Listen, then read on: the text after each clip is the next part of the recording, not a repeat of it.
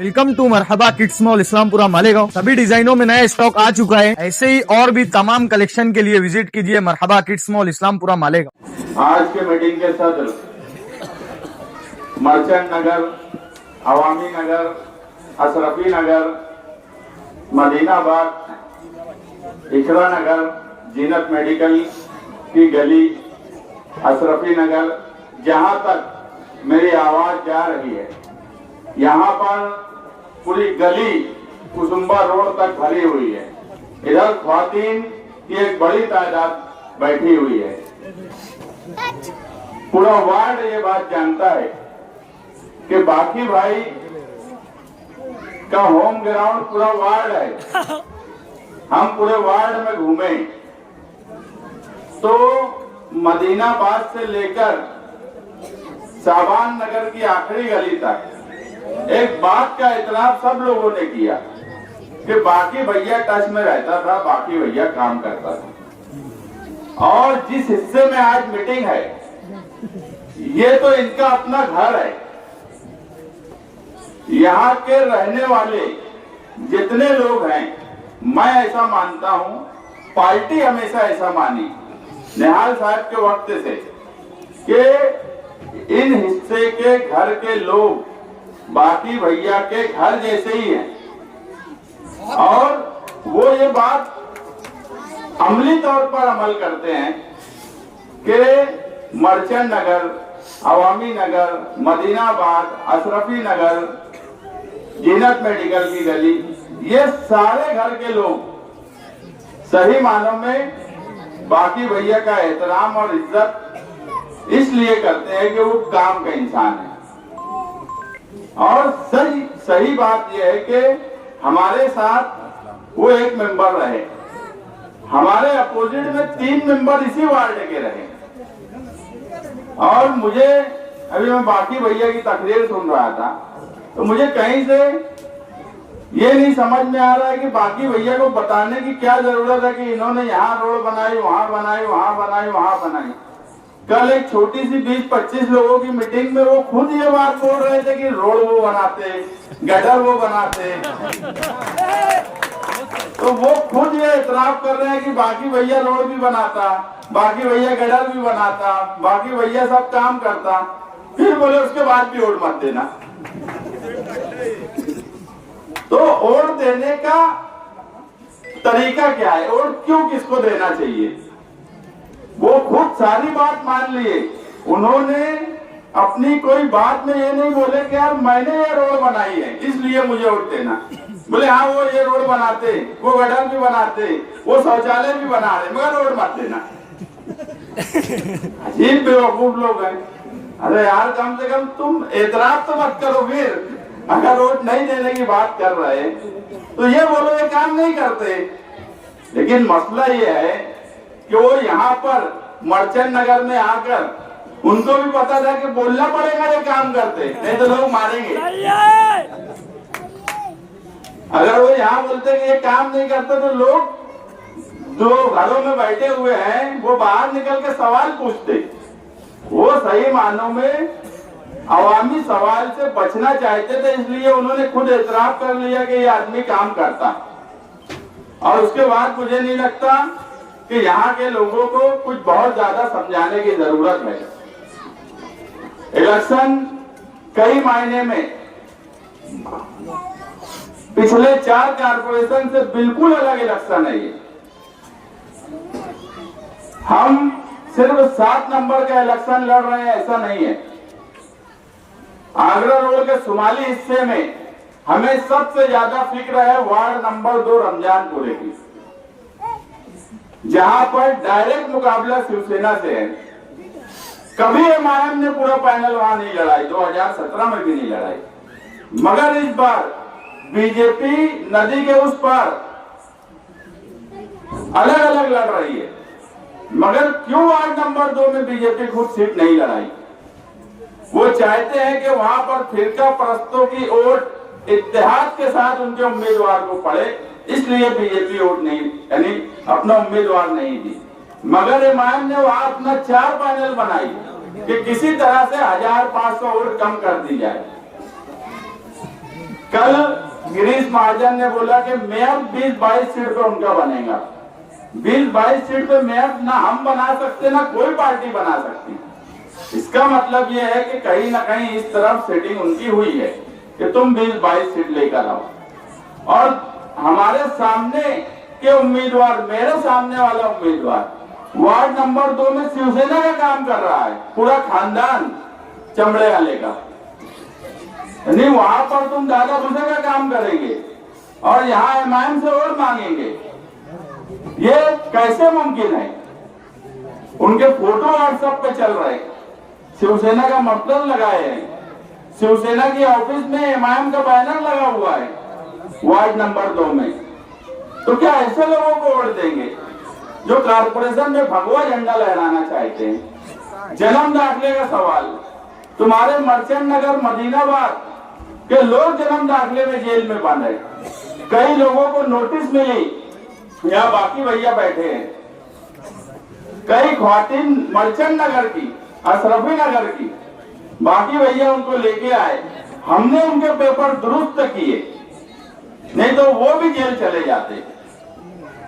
ये आप बाकी भैया से पूछ सकते हैं कि कौन लोग थे, हमने उनको जेल नहीं जाने दिया, मगर उसके बाद भी आज कुछ लोग जेल में हैं, कई ख्वातीन जेल में हैं, कई ख्वातीन को रिहा किए।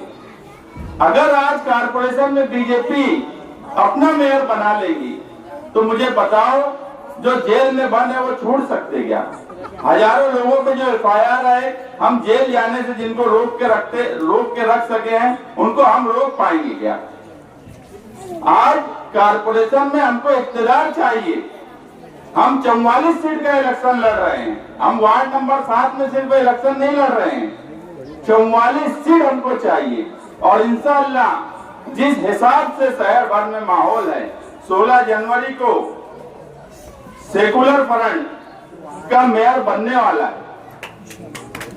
हमारी सीट इस तरफ से आने वाली है। सिर्फ वार्ड नंबर 7 में कुछ लोग गुंडागर्दी करके, धींगा मस्ती करके इलेक्शन लड़ना चाहते हैं। उन्हें भी पता है कि जमीन कहीं नहीं है। लोग 8 साल में सवाल पूछ रहे हैं कि तुमने क्या किया, वो कोई काम भी नहीं बता पाते। पूरे वार्ड में यहाँ से लेकर सर्वे नंबर 56, साबान नगर, हजार खोली, हर जगह उनसे यही सवाल पूछा जा रहा है कि कहाँ थे अभी तक। कोई मुद्दे की बात नहीं करते, वार्ड को बदनाम कर रहे हैं हर वक्त कि यहाँ नशा और रसिया है, यहाँ नशा लोग करते हैं। मुझे बताओ, 27,000 वोटर्स का वार्ड, 40,000 आबादी का वार्ड, यहाँ माए बहने बच्चे, ये बच्चे खड़े हैं, बताओ ये नशा करने वाले लोग हैं। और अगर कोई नशे का कारोबार कर रहा है तो तुम जाकर पुलिस डिपार्टमेंट में बात करो, उनको पकड़ा दो।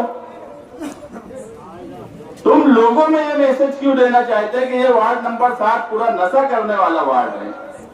यहाँ पर अच्छे लोग, लड़ने वाले लोग हमेशा से इस वार्ड में रहे हैं। बस स्टैंड है, ये वार्ड मालेगांव की नाक है। जब कोई मालेगांव आता है तो बस स्टैंड से ये वार्ड शुरू होता, और उस वार्ड को मुसलसल बदनाम कर रहे हैं। मैं इस मामले में कभी बोलना नहीं चाहता था, मगर हर जगह यही बात, अरे तुमने क्या काम किया या तुम क्या करने वाले हो, उस पर कोई बात नहीं करते हुए सिर्फ ऐसी बात करना जिससे वार्ड नंबर 7 पूरे शहर में बदनाम हो। मैं बोल रहा हूं कि अगर तुमको पता है कि कोई ऐसा काम कर रहा है, तुम बार बार बोल रहे हो, पुलिस है, डिपार्टमेंट है, आप उनके पास जाकर उनकी शिकायत करो, उनके नाम बोलो। आज तो इतना सोशल मीडिया का जमाना है, आप उनके फोटो वीडियो बना लो, लेकिन अल्लाह के वास्ते वार्ड नंबर 7 की आवाम को बदनाम करना बंद करो, मुद्दे पर आकर इलेक्शन लड़ो। ये ऐसे लोग हैं, ये कंपाउंड वाले, 12 नवंबर का वाकया हुआ, इंतजामिया ये थे, प्रोग्राम बनाने वाले ये थे, हम हिमायती थे। केस जब हुआ, इस हिस्से के भी लोगों का केस हुआ, जो 12 नवंबर में बंद थे, आप उनसे पूछिए उनको छुड़ाने के लिए किसने मदद की, उनकी जामीन किसने की। ये भागे भागे फिरे, खुद को छुड़ाने के लिए लाखों रुपया लगा दिया, मगर एक 12 नवंबर के आदमी को छुड़ाने की इन्होंने कोशिश भी नहीं की। जन्म दाखिले के सवाल पर ये कभी किसी की मदद नहीं करते।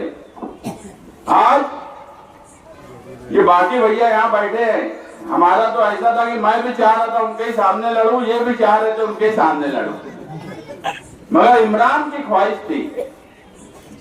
इमरान मुझे बोलता था कि लड़ेंगे मेरे अब्बा, इस बार कंपाउंड वालों को कंपाउंड में जमा करवा देना है।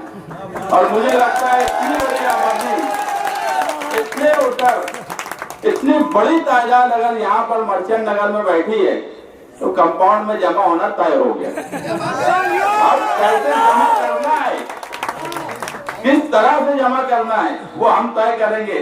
सिर्फ आप लोग मेहनत करो। 15 जनवरी को साइकिल निशान पर भरपूर तरीके से चारों उम्मीदवार को वोट दो।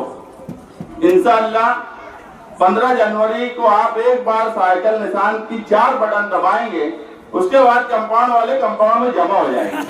ऐसे में 5 साल जमा ही थे, मगर अभी कुछ अलग ढंग से हम जमा करवाना चाहते और जमा करा देंगे। कभी गरीबों के लिए काम नहीं किए, कभी गरीब की मदद करने नहीं आए, कभी किसी के साथ नाइंसाफी हुई नहीं आए। वो जो गलत काम करते हैं, मैं बोलता हूँ खुदा के घर देर है अंधेर नहीं है। जैसा किए हो वैसा भुगत रहे हो। सही है। कोई किसी को फंसाता नहीं, जो जैसा करता है उसको वैसी ही सजा मिलती है। तुमने कभी 12 नवंबर में किसी की मदद नहीं की, तुमने कभी जन्म दाखिले में जिनके साथ नाइंसाफी हुई कभी मदद नहीं की। तुम हमेशा लोगों को फंसा दिए। हुजूर सल्लल्लाहु अलैहि वसल्लम की शान में गुस्ताखी पर जो जुलूस निकला उसकी क़यादत तुम कर रहे थे। उसके बाद जब उनके ऊपर मुसीबत आई तो तुम सबसे पहले भागे।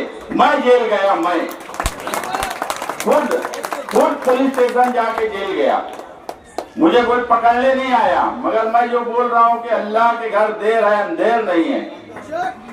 जैसा तुमने लोगों के साथ किया, जो करतूत तुम्हारे थे उसकी सजा तुमको मिल रही है।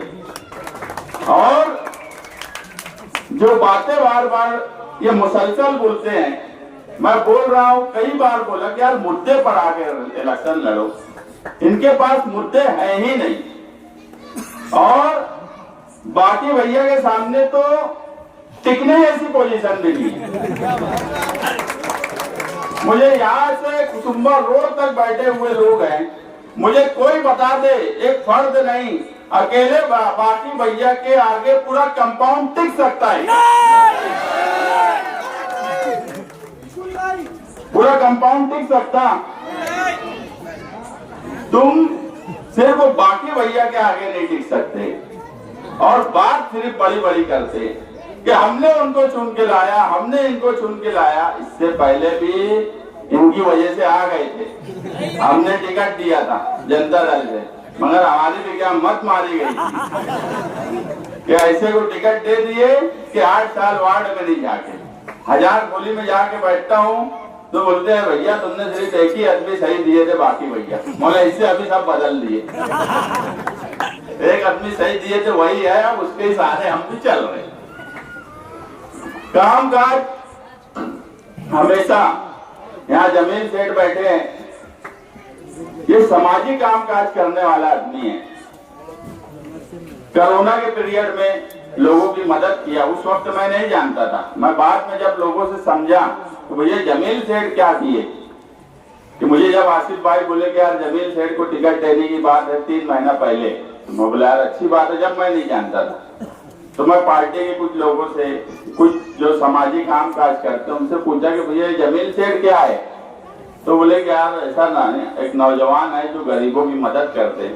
कोरोना पीरियड में कई लोगों की मदद किए, लॉकडाउन के वक्त मदद किए। तो ऐसे लोगों की जरूरत है जो हालात जब खराब हो और जब कोई किसी की मदद करने के लिए तैयार ना हो, उस वक्त जमील सेठ जैसा नौजवान अगर खड़ा होता है तो आज उसके लिए हमें खड़े होने की जरूरत है। और मुझे लगता है कि यहाँ बैठे हुए लोग और जहां तक मेरी आवाज जा रही है, मेरी माए बहनें, वो सब जमील सेठ के लिए एक आवाज पे खड़े रहेंगे। अगर वो हमारे लिए खड़ा हुआ नौजवान है तो आज उसका वक्त आया है, हमें सबको मिलकर उसके लिए खड़ा होना है। कई बातें ऐसी है जो मुझे दूसरे लोगों ने बोले कि जमील सेठ ने ये किए वो किए, मैं बोलना चाहता था मगर अब उनका तरीका कार अलग है। अभी मेरे कान में बोले कि यार वो सब मत बोलना। कुछ चीजें ऐसा है कि वो चाहते होंगे कि इसका उनको सिला अल्लाह के पास मिले, तो उनका सिला अल्लाह के पास मिलेगा, वो ऐसा काम किए। लेकिन हम जब इलेक्शन लड़ते हैं तो अगर हम कोई काम करते हैं तो अवामी तौर पे भी आना चाहिए। इसलिए मैं सिर्फ लॉकडाउन और कोरोना के ताल्लुक से ही उनके बारे में बात बोला कि एक नौजवान है, गरीबों के लिए खड़ा रहता, हर वक्त आपके सामने आपके लिए रहेंगे। पूरे वार्ड में उनके ताल्लुकात हैं, मेहनत कर रहे हैं। ऐसे लोगों के लिए मेरी माए बहनें आप सब लोग खड़े रहिए। हुसैन अंसारी है, काम करने की काबिलियत है उसके अंदर और काम करता है, काम करके बताया। जो बोलते हैं कि मेरा टिकट कट गया, अरे भैया तेरा टिकट क्यों कटा ये तो सोच कि वो तेरे पे भारी पड़ गया काम काज को लेके। हमारे लिए कोई ऐसा नहीं था कि हुसैन अंसारी को हमारी कोई पसंद थी या उसको ही टिकट देंगे, मगर आसिफ भाई और मेरे सामने मामला ये हुआ, ये काम काज में उससे भारी पड़ गया, हम क्या करते। हमारे लिए तो मसला हो गया कि भैया सेटिंग को हटाओ, ये भारी काम काज किया है, आवाम की पसंद है तो देना पड़ेगा। बुरा लग गया। अरे तुमको अगर टिकट चाहिए था तो काम करना था वैसा लोगों का। जो आदमी मेंबर नहीं रह के तेरे सामने कंपटीशन में जीत गया तो तू इलेक्शन लड़ने जैसी पोजीशन में ही नहीं था, सामने चला गया। बोले मेरे को धोखा दिए, मेरे को धोखा दिए। धोखा कोई नहीं दिया।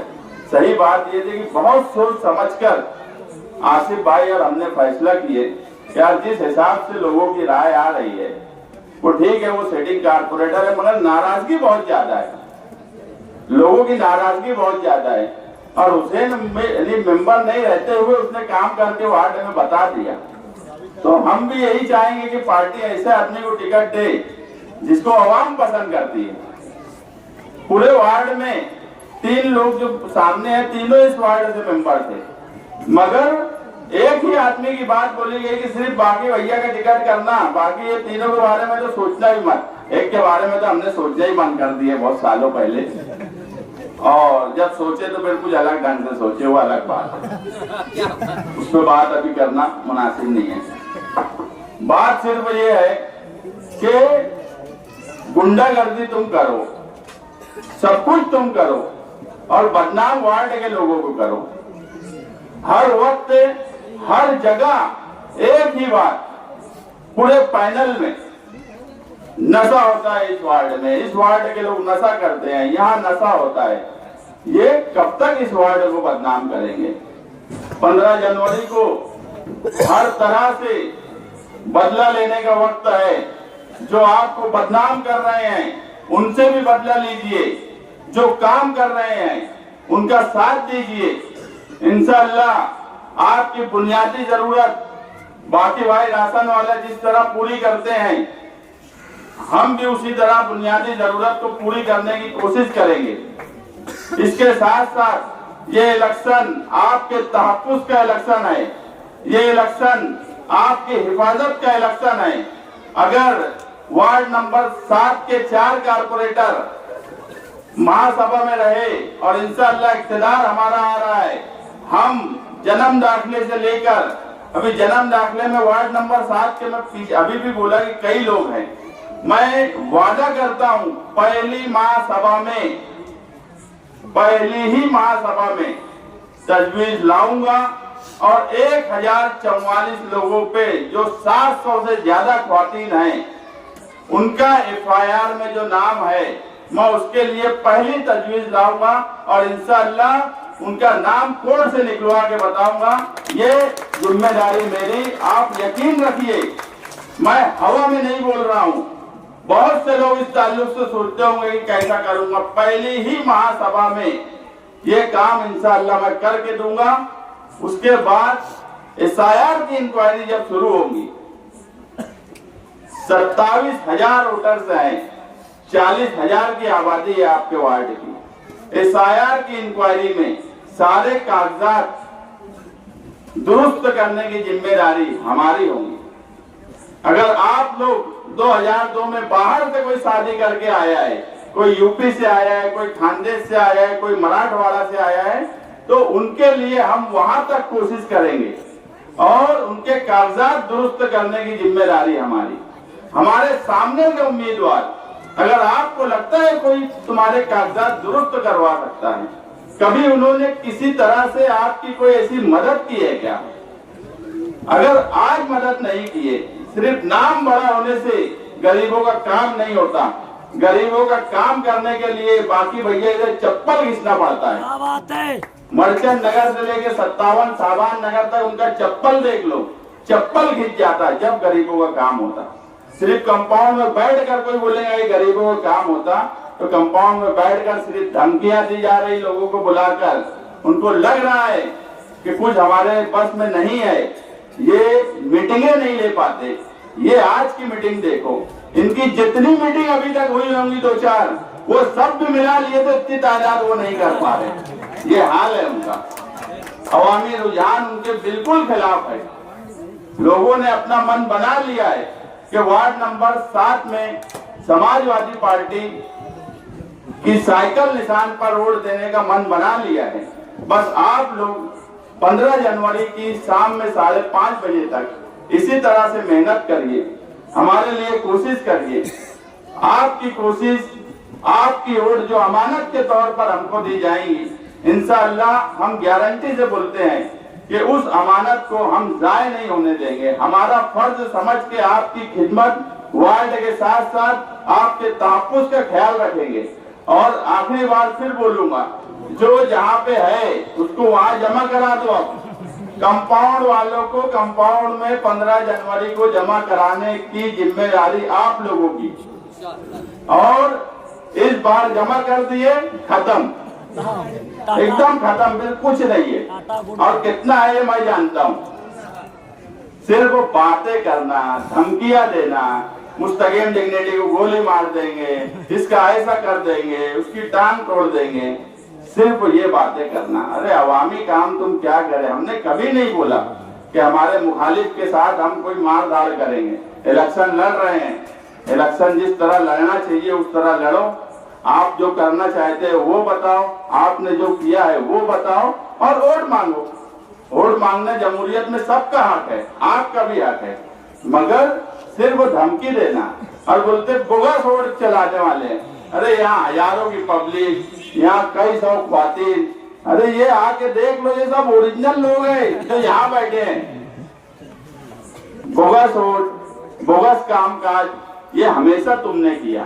तुमने अपना फंड 5 साल का, अभी बाकी भैया बोले कि पूरे वार्ड में कहीं इन्होंने काम नहीं किया। कंपाउंड में काम किया, ब्लॉक निहाल साहब के वक्त लगाए, ब्लॉक निकलवाए अच्छा भला, फिर ठेकेदारी करके सीमेंट रोड, बोले देवी के मल्ले में कारखाना और सैजी के उमर रोड बनाएंगे।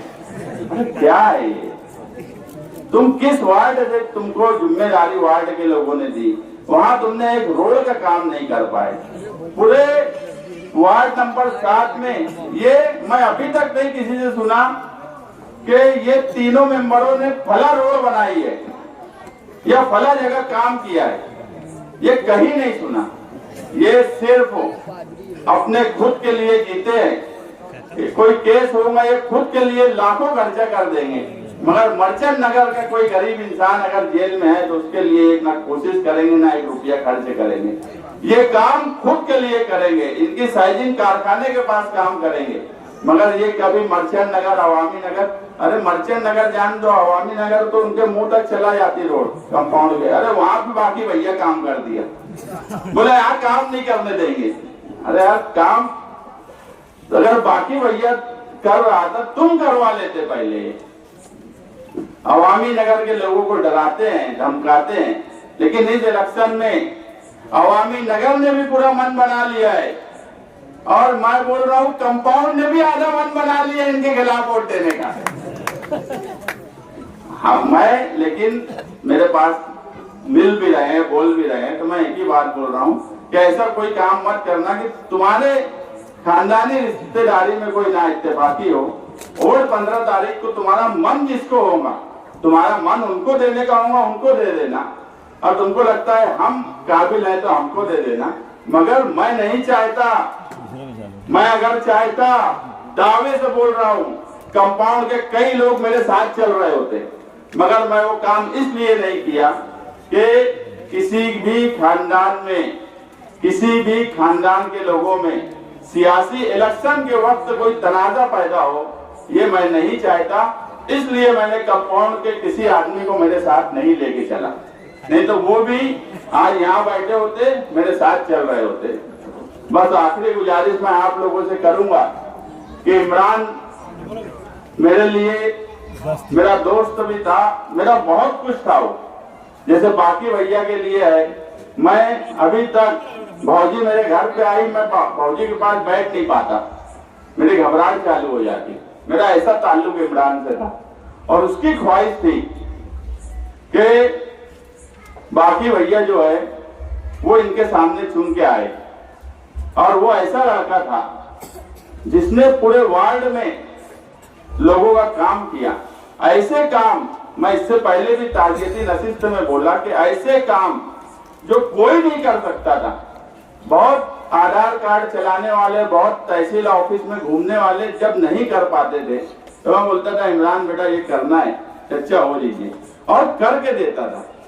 और आप लोगों के लड़का था, आप लोगों के सामने की बात है, वो नौजवान की ख्वाहिश थी कि ये पैनल चुन के आए। अगर वो आज होता तो यकीन मानो मैं वार्ड नंबर 7 में मुश्किल से कुछ वक्त देता, मैं पूरे गांव में इलेक्शन लड़ता, और मुझे बोला था वो। मगर मेरे लिए एक बड़ा सदमा और बड़ा वो हो गया कि मुझे वार्ड नंबर 7 में भी वक्त बहुत देना पड़ रहा है कि इमरान नहीं है। मगर आप सब लोग इमरान बन के हमारे लिए काम करे। जो माए बहनें मेरी बात सुन रही हैं घरों में, आप लोगों से भी गुजारिश है कि इमरान की ख्वाहिश का लिहाज रखते हुए 15 जनवरी को होने वाली वोटिंग, साइकिल निशान पर 4 बटन दबाना है, 4 मशीन पर 4 साइकिल दिखेंगी, ABCD O चारों पर अलग अलग कलर होगा, कोई नीला होगा, कोई सफेद होगा, कोई हल्का ग्रीन होगा, 4 अलग कलर होंगे, मगर चारों कलर पर एक ही निशानी रहेंगी, साइकिल। आप कई निशानियों में सिर्फ साइकिल निशान पर 4 वोट देंगे। हर फर्द, माँ बहन, हर इंसान को 4 वोट देना है। आप 4 वोट साइकिल निशान पर दीजिए। इंशाअल्लाह आप जिस यकीन और एतमाद के साथ हमको वोट देंगे, हम उस यकीन और एतमाद का लिहाज रखेंगे, और आपकी बुनियादी सहूलत के साथ साथ आपके तहफ्फुज़ की जिम्मेदारी हमारी होगी। शुक्रिया।